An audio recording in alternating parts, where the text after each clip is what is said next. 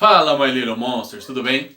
Hoje nós vamos falar sobre a centralização política na Europa. Isso mesmo. Vamos começar pela sua definição. O que seria esta centralização política?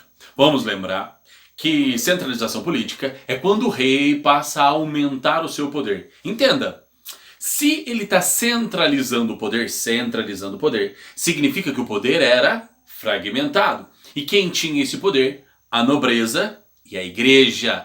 E agora o rei vai centralizar o poder. Então entendam que para ele centralizar o poder, ele tem que tirar o poder da nobreza e tem que também tirar o poder da igreja.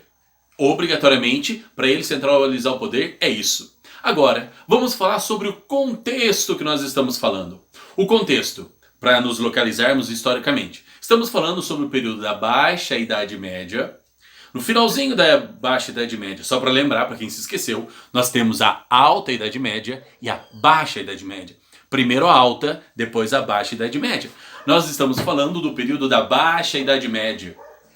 Segundo, como que eram as características? Como já falado, se o rei está precisando centralizar o poder, significa que ele não tinha. Então, nós podemos colocar uma frase bonita. A frase aparecendo aqui em cima, ó. O rei reina, mas não governa. Isso mesmo, o rei reina, mas não governa. Por quê? Porque o poder está nas mãos dos senhores feudais. Porque o poder está nas mãos da igreja. Então o rei, no máximo, ele manda ali na terra dele, no feudo dele. Na teoria, ele é o todo-poderoso. Na prática, ele é só mais um senhor feudal ali naquela toda bagaça. Só que, no final da Idade Média, nós vamos ter a chamada crise do século XIV. Tivemos mudanças climáticas, e essas mudanças climáticas causaram dificuldades na agricultura. E essas dificuldades na agricultura levaram a, infelizmente, a fome. Se desgraça pouca é bobagem, então vamos piorar. Vamos desgraçar mais um pouquinho. Fabiana, você fala essas coisas me atrapalha, pô. Gostou do que você falou? Não, você falou af. Já não bastasse a fome, ainda vem a peste negra. Uma peste que irá matar 1/3 da população europeia. Faz as contas aí pra saber quanto que é 1/3, tá? Você consegue? 1 dividido por 3. Eles conseguem, Little? Consegue, sabia. Então, fome. Mais uma doença bastante mortal.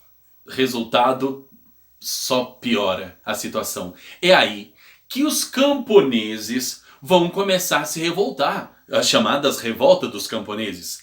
Lá na França tem uma revolta dos Zé Ninguém. Esse é mais ou menos o nome. É em francês, é Jacques Querres, alguma coisa assim. Desculpa, meu francês é um pouco enferrujado. Os camponeses, descontentes com os problemas aos quais eles estavam passando, começaram a se revoltar. Começaram a se revoltar contra a sociedade, contra os nobres, contra a realidade que eles viviam. Isso é um fato importante, porque parte da nobreza e parte do clero vai começar a procurar para os lados e falar assim, caramba, para onde eu corro agora? Eu não consigo mais lutar contra todos esses servos, eles são no número crescente, eles são no número grande e crescente, o que eu faço? Aí eles começam a lembrar daquele cara lá, o tal do rei, que também é um nobre, que tem um título de nobreza mais acima. Então os caras começam esses nobres, meio preocupados, começam, vamos colar lá no rei, porque o rei tem poder. Para piorar mais um pouco a situação, ou mudar um pouco, para a gente entender um pouquinho mais sobre o contexto histórico, ainda aconteceu a Guerra dos 100 Anos, que de fato não foram só 100 anos. Ela foi um pouquinho mais 100 anos, mas é que ela teve umas interrupções no meio. Em outras palavras, chegaram a um consenso, vamos parar com a guerra. Depois os caras voltavam pra guerra. Não, vamos voltar a ser amigo. Toca na mão, assina um contrato, e depois os caras voltam pra guerra. Então, a Guerra dos 100 Anos é onde que aparece a tal da Joana d'Arc, você já deve ter ouvido falar sobre ela, né? Então, a Guerra dos 100 Anos vai piorar a situação dentro da Europa. Falta de comida, agora a nobreza precisa de mais terras. precisa de mais produção para se manter na guerra, a situação só está piorando ali dentro. Então, a realidade está modificando. E um outro fato importante no final da Idade Média, uma coisa chamada comércio. É o renascimento comercial que vocês já aprenderam comigo. Renascimento comercial. Surge até uma nova classe social, que você lembra o nome, não lembra? Burguesia, sabia que você lembrava, os burgueses, os habitantes da cidade, que agora vivem do comércio. Vivem não de produzir algo, mas de vender o que os outros produzem. Burguesia comercial. E lá na cidade também tem os artesãos, tem trabalhadores urbanos e assim por diante. Essa é a nova dinâmica. Mas a maior parcela da sociedade ainda vive no campo. A gigantesca parcela da sociedade ainda vive no campo. Agora, vamos entender como aconteceu esta centralização. Ela não foi rápida. Eu vou dar um exemplo bem ruim. Não sei nem se eu deveria dar, mas vamos lá. Se eu pego uma panela fervendo, pego um sapo vivo e jogo lá dentro, ele vai pular para fora. Mas se eu pego uma panela, pego com água gelada, ponho o sapo ali dentro e vou esquentando a temperatura bem devagarzinho, o sapo fica lá até morrer. O que eu estou querendo dizer? As mudanças que acontecem no mundo, na história, sempre se dão nesse esquema aí do sapo. Ele não vai percebendo que aquilo vai acontecendo. Então entendam, a centralização política, ela se deu de modo bastante paulatino, bastante lento. Lembre-se disso, se deu de forma muito lenta. Já que vocês se lembram que eu expliquei para vocês o que é centralização e o rei vai aumentar o seu poder, para ele aumentar o seu poder, ele tem que combater duas esferas. A esfera particular, que basicamente eu tenho que combater os nobres. Isso mesmo, para que o rei fique mais poderoso, ele tem que tirar o poder do nobre. Tira o poder do nobre e aí ele vai ficando mais forte. Mas só que se lembra, durante as revoltas, alguns nobres correram atrás de quem? Isso mesmo, você se lembrou, do rei. Então o rei não tem que só descer porrada nos nobres. Ele já tem alguns nobres partindo para o seu lado, pensando, melhor colar com esse cara que é melhor. Um outro grupo que o rei, também dentro da esfera particular, que o rei deve combater, são as cidades. Sim, porque boa parte das cidades europeias, elas têm autonomia. E quem manda nessas cidades são os burgueses. Essas cidades têm a autonomia de se administrar, de cobrar os seus próprios impostos da sua manutenção. É mais ou menos como se cada cidade fosse um mini little país, uma coisa bem pequenininha, dentro do contexto da Idade Média. Então o rei deve combater esses dois. Combater a nobreza, aquela que ainda não veio atrás dele, para tomar o poder dessa nobreza, e também diminuir o poder das cidades. Mas eu disse para vocês que eram dois poderes que o rei deveria diminuir. O poder particular, você lembra já, né? Acabei de explicar, claro que você lembra. E o segundo poder é o poder universal. Não é universal do reino de Deus, não. Irmãos, eles estão achando que é universal do reino de Deus, nada a ver isso. Quem seria universal? A igreja. A igreja tem um poder extraterritorial. Ela não fica só no território dela. Ela é um poder um pouco mais amplo. E um outro poder que também tem nesse momento, que tinha uma influência muito grande, é o Sacro Império Romano Germânico, que tinha relações com boa parte da Europa e também era um poder universal. Tá. Nós já sabemos de quem que o rei deve tirar o poder. Tirar o poder para ele ficar mais fortão. Beleza, até aí nós sabemos. Só que agora temos que saber como é que ele vai fazer para controlar isso daí. Um dos modelos que ele vai usar, você sabe, claro, o modelo Valeskiano de solução de problemas. Qual é? Tiro, porrada e bomba. Vamos traduzir isso daí para a época. Exército. É isso que o rei precisa. Ele precisa controlar as forças militares. Algum de vocês que estão me assistindo poderia falar, mas professor, hoje tem exército na Europa, tem exército na Europa. Não, calma. Ele tem que controlar. O rei deve controlar o exército. Sim, existe exército ali na Europa. Porém, o rei deve controlar esse exército. Antes, o exército era nas mãos dos nobres. Cada senhor feudal tinha o seu próprio exército. Agora não. Quem deve controlar todo é o rei. Mas lembre-se que isso se deu de forma bem gradual, bem devagarzinho. O que o rei fez? Ele fez um exército regular, ou seja, um exército como nos dias de hoje, né? Porque antes o exército era por convocação. Você convocava no período que você precisava. Agora não. O rei tem um exército regular. E ele vai somar esse exército regular principalmente com os mercenários. Dizem que ali na França metade dos soldados eram mercenários, pessoas de outras regiões que vendiam a sua força de trabalho pra guerra. Deve ser muito legal, né? Imagine um cara falando: "Ô, mulher, arrumei emprego. Arrumei emprego, minha querida. Eu vou pra guerra." Aí a mulher dele, imagina só a resposta da mulher dele, né? Falou: "Pô, tinha tanto emprego bom, você vai arrumar justo esse emprego?" Mas é o que? É o que tinha pra época. Inclusive a Suíça, aquela que sempre está em paz, aquela coisa e tal, era um país que vendia os mercenários para caramba, né? Deixa isso pra lá que isso é pra outra situação. Só que,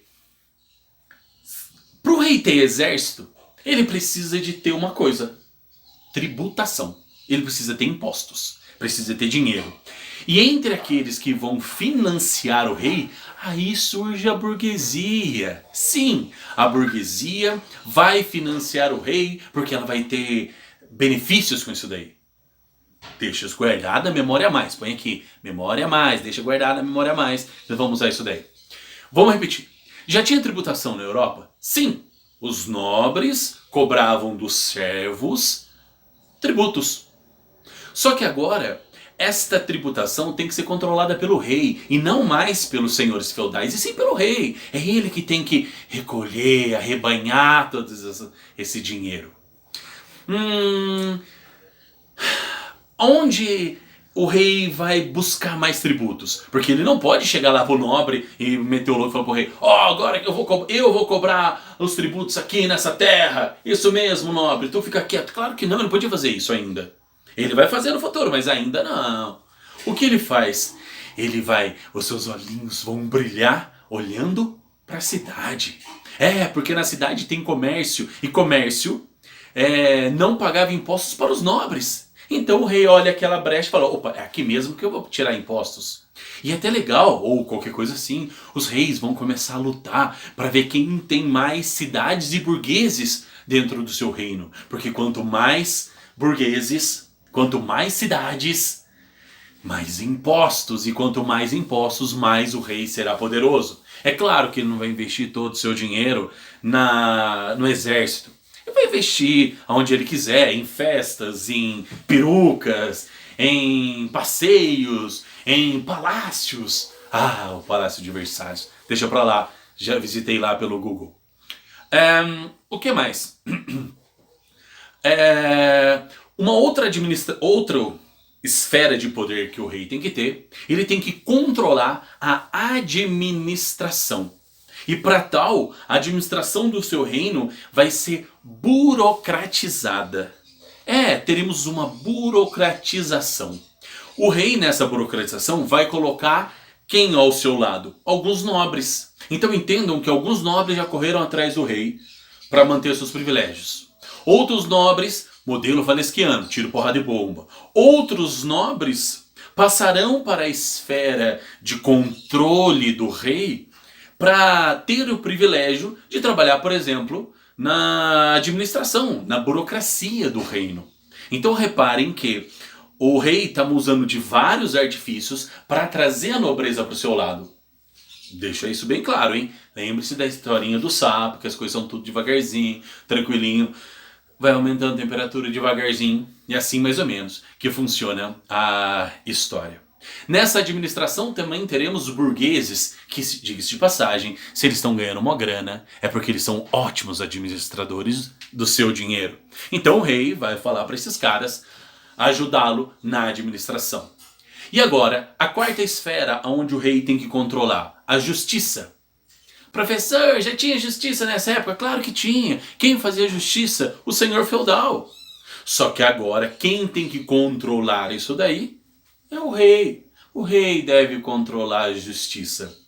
Inclusive, ele passa a escrever as leis. Antes, as leis elas eram leis de costumeiras, eram leis consuetudinais, eram leis que é assim porque sempre foi assim, e assim era e assim será. Agora não. Agora o rei passa a escrever as suas próprias leis e espalha essas regras, essas leis para todo o território francês. E todos devem respeitar isso daí. E quem não respeitar, o que ele usa? O modelo valesquiano de solução de problemas. Qual é? Aqueles militares que eu falei para vocês. O exército. Isso. Lembra que agora ele está tendo um exército cada vez mais poderoso? Pronto. Tá aí o exército sendo usado para impor a justiça. É claro, quem fazia a Constituição? O rei. As leis, então, eram para o benefício de quem? Acertou, obviamente, do rei. Inclusive, um fato interessante, a palavra real, né? Não, tô falando de dinheiro, não, doido. Ih, larga a mão, deixa, daí já abandonei já. Justiça real. Daí você pode falar, professor, se existe uma justiça real, existe uma justiça de mentira? Calma, não era bem assim. Era a justiça real, era a justiça do rei. A justiça que continuou existindo era a justiça dos nobres, dos senhores feudais. Então entenda que com o passar do tempo, a palavra real, que era sinônimo de realeza, passou a ser real da palavra verdade. Entendeu? Aprendeu mais alguma coisa? Prestou atenção no tio Bruno. Excelente! Agora, para dar continuidade a isso daí, temos que falar sobre uma aliança. Bem que a palavra aliança não é a melhor para ser usada, né? Mas, vamos lá. Houve uma aliança entre o rei e a burguesia. Mas não é bem uma aliança. Eu tenho que colocar todas as aspas possíveis nessa frase aí. Na realidade, seria uma aliança de interesses. O rei precisa de grana. A burguesia tem grana. Então o rei quer aumentar o seu poder. Ele está centralizando o poder. Só que a burguesia, ela não quer só centralizar o poder. A burguesia também tem seus interesses. E os interesses da burguesia, meus queridos, é facilidade de comércio. Por exemplo, vamos supor algo. Um burguês, ele quer sair do feudo A, vai ter que passar pelo feudo B, C, D, para chegar até o feudo X. Para ele passar de cada um desses feudos aqui, ele vai ter que pagar um imposto diferente em cada um deles para cada um dos senhores feudais. Quando ele chega aqui no último feudo, se ele tiver condições de pagar todos os impostos que ele devia pagar em todos os feudos, se ele tivesse condições, o preço final do produto seria caríssimo. E claro, um produto muito, muito, muito caro. Ninguém compra. Então, seria muito interessante pro burguês que houvesse apenas um imposto. Eu saio daqui, venho até aqui, pago apenas um imposto. E para quem vai esse imposto? Para quem? Para o rei. Lembre-se que o comércio não era tributado pelos senhores feudais. E agora ele passa a ser tributado pelo rei. E vamos dizer que vocês acham que agora o nobre que recebia o dinheiro dos impostos que passava dentro do seu território, ele pegou bem com isso? Ele falou, não rei, pode pegar esses impostos, não me farão falta. Claro que não! O nobre vai pegar mal pra caramba! Só que tem um porém, né? O que o rei tem do lado dele? O quê? Lembrou? Tiro, porrada e bomba. Tem um exército. Nada que a violência para resolver os problemas pequenininhos, né? Nada melhor do que uma Kalashnikova apontada para a face de uma pessoa para resolver esses problemas. Como diria meu professor, somente a violência gera compreensão. Mentira, não está errado. Continuemos. Então, o primeiro motivo da burguesia se aproximar do rei: pagar menos impostos. Segundo, proteger as estradas, né? Uma questão de segurança. Terceiro, o rei quando ele passa a impor o seu poder, ele vai também passar a dizer assim, aqui dentro da França existe, ou dentro da Inglaterra, por exemplo, a partir de agora teremos apenas uma moeda. Se você sair do sul da França e para o norte da França, nós padronizaremos a moeda. Vocês podem perguntar, mas professor, tinham várias moedas na França? Cada feudo, cada região tinha sua própria moeda. Agora não. O rei está dizendo, pode continuar usando essa moeda aí. Mas agora tem essa minha moeda que vale para toda a região da França. E ela tem valor. Vocês estão entendendo como que ele está centralizando o poder? Já que tem um acréscimo aí. Outra coisa que ele também faz, ele diz, olha, a partir de agora, os pesos dentro da França todos terão que respeitar essa unidade de peso, essa unidade de medida, esta mesma língua e assim por diante. Inclusive, eu acho que vocês já ouviram falar sobre a medida chamada polegada. A polegada era a polegada do rei da França. Ele mediu assim. Já deve ter ouvido falar de pés de altura. Era o pé do rei. Entenderam que ele vai falar assim, a partir de agora, todos os pesos, todas as medidas dentro da França terão que seguir o padrão real e não o padrão não real, que no caso, não obrigatoriamente, teria que ser o mentiroso, né? Continuemos. O rei faz uma aliança, aspas, o rei faz uma aliança com a burguesia, uma aliança de interesses, que quando o rei passa a comandar ali a França, começa a governar a França, a maioria dos seus funcionários serão quem? A nobreza e não a burguesia. Inclusive, o rei, ele vai criar uma coisa chamada corte. O que é a corte? Aquele grupo de nobres que fica próximo ao rei e que o auxiliam na administração. E que recebem benefícios por isso. Recebem privilégios. Olha só. Durante toda a Idade Média, pelo menos a Alta Idade Média, o privilégio que os nobres tinham se chamava terra. Terra. Deu para entender? Terra. Se você tem terra, você tem um privilégio. Agora não. Se você faz parte da corte daquele rei, o seu novo privilégio agora, tanto de nobres quanto de clero, né? O seu privilégio agora é na forma monetária. Entendam que a sociedade mudou. Antes riqueza se dava por terra. Agora a riqueza se dá por dinheiro. A monetarização de toda a realidade. Olha o surgimento do capitalismo aí influenciando e transformando essa sociedade. Acho que vocês entenderam. Então, a aliança entre o rei e a burguesia é uma aliança de interesses.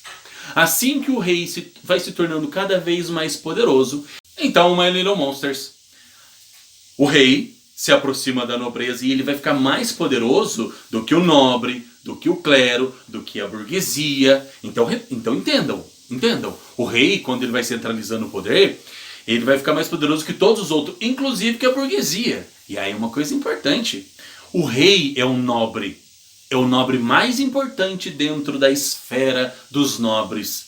E na hora que ele for ajudar alguém de verdade, for dar privilégios, ele vai ajudar a nobreza. Então entendam que essa parceria burguesia-rei é uma parceria de interesses daquele momento histórico. No futuro, teremos revoluções burguesas, quando os burgueses, no caso da Inglaterra, decapitam o rei, falando quem manda aqui sou eu. Ou no caso da França, que fazem a mesma coisa, decapitam o rei. Revoluções burguesas. Vamos finalizar isso daqui. Uma coisa que é muito importante vocês entenderem sobre. O rei, quando ele centraliza o poder, ele começa a definir quais são as fronteiras do seu território. Ele diz que todas as pessoas ali dentro têm que falar francês, ou têm que falar inglês, ou têm que falar português, ou têm que falar espanhol. O rei define que todos eles vão usar o mesmo peso, a mesma medida, a mesma moeda, as mesmas leis. Isso é uma coisa interessante para um outro ponto. Sem o rei perceber, ele está criando uma nação. A partir daquele momento, se você é francês e você tem que usar as leis francesas, os pesos franceses, as medidas francesas, nossa senhora, acho que vocês já pegaram o jeito. Então, o rei, sem ele perceber, não era o objetivo dele. Ele está criando a nação francesa. Portugal cria sua nação portuguesa, a Espanha sua nação portuguesa, a Inglaterra a nação inglesa. Esta centralização do rei vai levar ao surgimento das nações europeias. Deu para entender? Pensem, será que o Brasil funcionou do mesmo jeito? Será que os Estados Unidos, a nacionalidade estadunidense deu do mesmo modelo que a lá dos europeus? Vai ter que ficar pensando. E, finalizando agora essa aula, entendam que esta centralização monárquica vai alcançar o seu ápice com uma coisa chamada absolutismo. Absolutismo é quando o rei se torna absoluto. Isso vai acontecer na Inglaterra, na França. Portugal vai parar na centralização. Na Espanha teremos um absolutismo espanhol, mas tem um absolutismo. Vamos finalizar essa aula agora. Hoje falamos sobre a centralização monárquica, quando o rei tirou o poder da igreja, tirou o poder da nobreza e centralizou na figura dele, do rei. Para tal, ele usou a burguesia, o dinheiro da burguesia. E quando o rei se tornou um pouco mais poderoso, isso demorou quase 1,5 séculos, 150 anos. Aí o rei vai apoiar esses caras aqui, os nobres, vai apoiar a igreja de quem ele tirou o poder. E esses caras, claro, vão dar apoio para o rei, porque eles não querem perder os seus privilégios. Little Monsters, acabei a aula sobre esta centralização política e assim eu me despeço de vocês. Fui!